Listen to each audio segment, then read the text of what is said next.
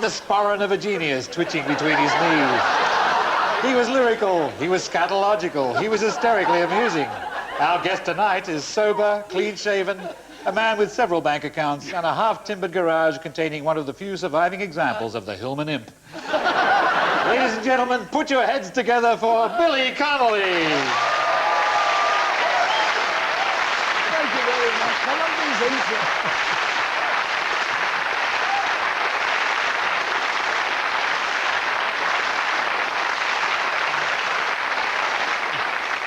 Billy. I just waved on television. I swore I would never do that. I swore I would never wave or wink. I don't know. I hate people who wink on television. Hello. I can feel as if I'm being picked up.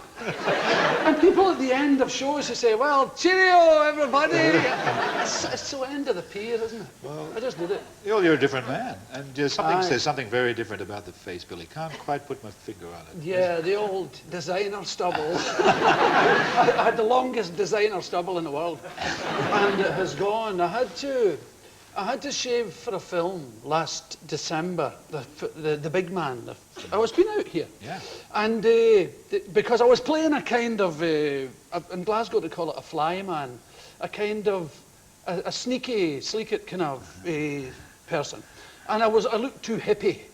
So he said, you have to take the beard off. This is David Leyland, the director, said. So I was dying for an excuse to see who lived in here.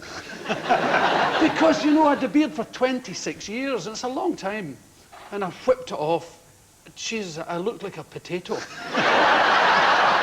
Now, I did know that bloody potato. I was shattered because over the years I had thought, in my quieter moments, I thought, maybe I'm handsome. I mean this sincerely, because people say, because if you've had a lifetime of this hair and everything, people say, you look such a freak. That's why you're never on TV, because you frighten people and children and pets. And so you come to believe that you're a bit freakish. And in my quieter moments, I would say, maybe underneath all this, I'm quite a presentable looking guy. Shaved potato. I couldn't believe it. You've got a very strong jawline. You've got a little Kirk Douglas sort of dimple. I've got a wee hole in it, yeah, a little thing. It's hard to shave in there. You have to sort of stretch it. You look like someone who's had a face job. You have to do that. You know when people get plastic surgery, they look as if they're swimming underwater. I went to lunch, I must tell you. I went to lunch with some extremely wealthy people, men and women, and they're all certainly...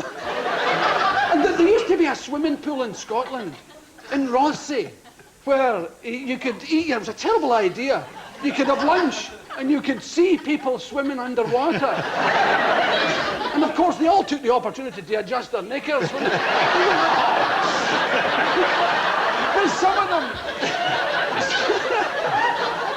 some of them knew about this window, so they would swim up, hoping they could see people having their dinner, you know. And so they'd swim. Awful-looking people. Well, a lot of people in Los Angeles look like that because of the plastic surgery, though. And apparently, if you get it when you're a man, you get a face like the pool's going, will your sideboards go down behind you? So you have to shave behind you. And we're hollering, la, la, la. I think my father's going daft. He's squirting that stuff behind you. So if Elvis had stayed alive, he'd have the sideboards down the back by now. Have you got a throwaway razor deal with that manly stubble of yours? I've tried everything. I've tried... The throwaways just rip me to shreds. They're too light. They're exactly the same as the knives and forks you get, the plastic ones. But with the plate, that you can't feel anything and the food's all... I hit a man with a potato. He's a very famous man. He was at the Edinburgh Festival, and I won't mention him because he'll sue me. He was really upset. He's an actor, very posh, very famous. And I dug into this new potato, and it went boff and hit me. I threw the gear away and went like that. And he was all like potato salad down the face. They're bad, aren't they? I hate the world. I hate what they're doing, all that. And the plate's the same. It's got no weight, so you're chasing your dinner away. The thing, well, see the razors, you don't get the right weight. Then, if you get a razor, no wait, I'm serious. If you get a razor that's the right weight, you don't know whether your razor blade clicks in or slides in from the side. So you always bring the wrong bloody one home. And you have to buy 97 of them. You don't have one to try. You have to buy the whole bloody shooting match. And some of them lubricate as they cut. Do you believe that stuff? That one cuts it, and when the hair thinks it's cut, it sticks up again.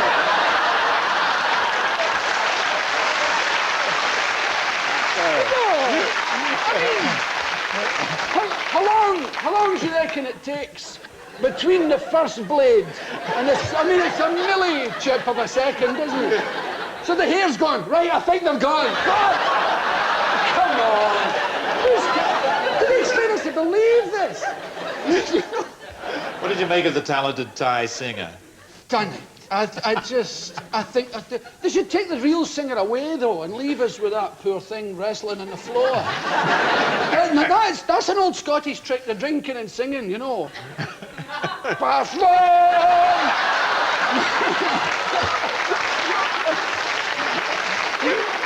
You've probably seen them. I did it for years.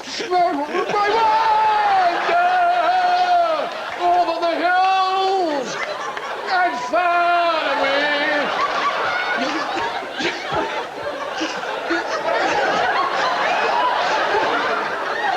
That was my favourite bit.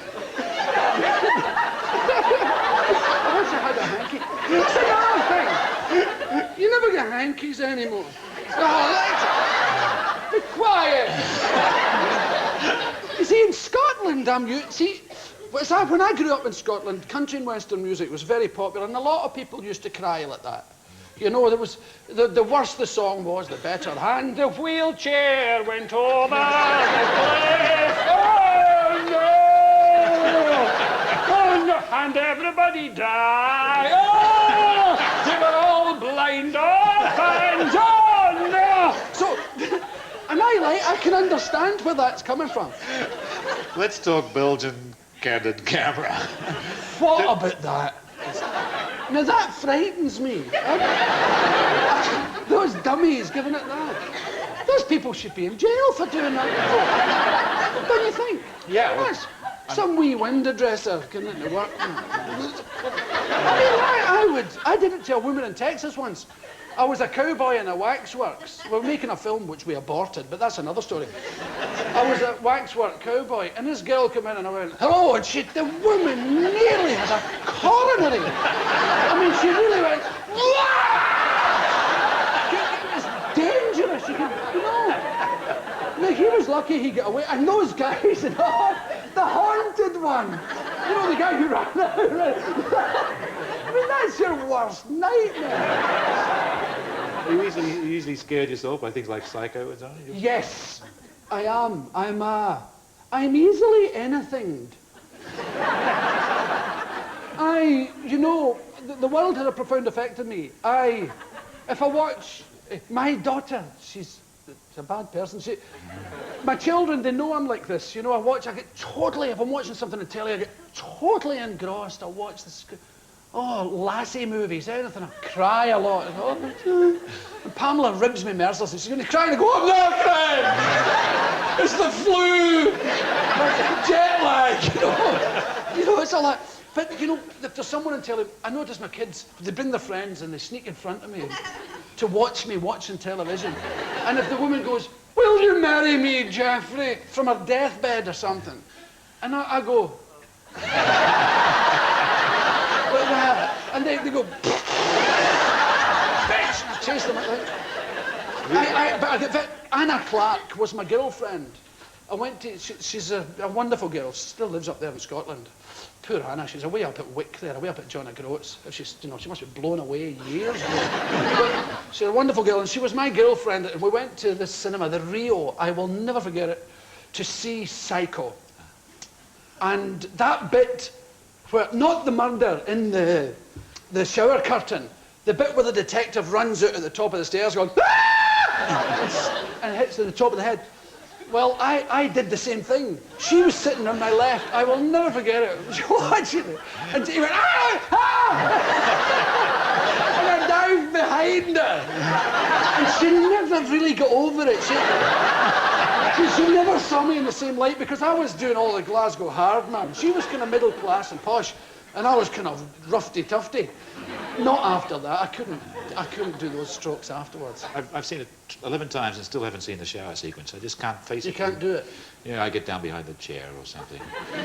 Once in the cinema, I was sitting next to this old lady whom I didn't know, and she was getting scared by the movie, and I was getting scared because she was getting scared. And I came to the shower sequence, and I was wearing a turtleneck sweater, and I couldn't face the sequence, so I rolled the turtleneck sweater with my head like that. And she just got through the shower sequence, and then she turned, she found this headless man sitting in the shower.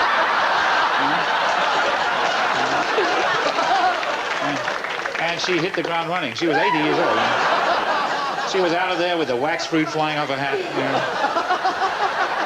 You're spending lots of time in America working on a sitcom, and it's going well. Yeah? Ah, it's gone brilliant. I mean, if you're enjoying life in LA, are we in danger of losing you when you go back? You might go back and stay. I like both. I think I'm too old to suddenly want to live there. I couldn't live with that anxiety that someone was going to come in and saw my head off. You know? But there are things that are wonderful about it. You know, any town that's got a 24-hour drive-in taxidermist is okay with me. You know, and all those people who can't speak English, the town's full of people who only speak Spanish. And if they all work at McDonald's, but it's a drive-in McDonald's. So they speak to you through that speaker. Sorry.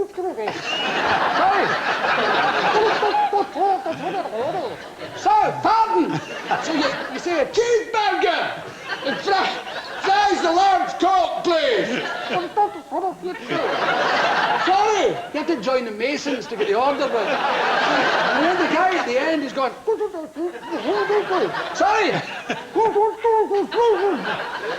I think maybe the guy's been choked and they're taking his money. Help, there's a guy killing me. He's going, and then eventually he says, "Have a nice day." The poor guy's trying to say, "Have a nice day," and I'm repeat it about 15 times. Billy, we have to stop. Go slowly, come back quickly. Thank you very much. Billy Connolly.